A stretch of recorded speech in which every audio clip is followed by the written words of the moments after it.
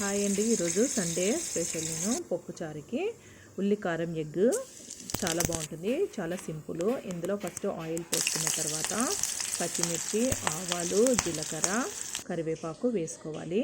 ఇలాగా మనము ఫస్ట్ ముందుగానే ఉడకబెట్టుకోవాలి. ఉడకబెట్టిన తర్వాత దానికి కొద్దిగా హాట్ పెట్టుకోవాలన్నమాట. ఇలాగా ఫ్రై చేసుకోవాలి. వీటిని కూడా బాగా ఫ్రై కావాలి. కొద్దిగా గోల్డెన్ కలర్లో వచ్చే వరకు ఇలాగా ఫ్రై చేసుకోవాలన్నమాట.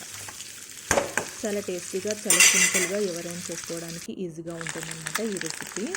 తర్వాత ఇది పప్పుచారు కానీ మనకు పప్పు కానీ చాలా బాగుంటుంది. ఇది వచ్చేసి నేను మామూలుగా ఎల్లిపాయలు, జీలకర్ర, కారము, ఉప్పు వేసి నేను ఇలాగా దంచిన తర్వాత దాన్ని మెత్తగా దంచుకోవాలి. తర్వాత అందులో ఆయిల్ పోసాను.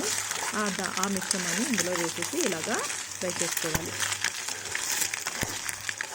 ఇలా కలుపుతూనే ఉండాలి. చాలా టేస్టీగా ఉంటుంది. మనకి సాల్ట్ సరిపోకపోతే మరీ కొద్దిగా వేసుకోవచ్చు.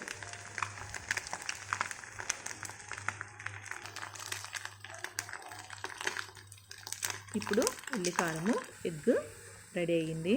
ఎగ్ ఫ్రై సూపర్గా ఉంటుంది. ట్రై చేయండి. ప్లీజ్ సబ్స్క్రైబ్ చేయండి. కమెంట్స్ పెట్టండి.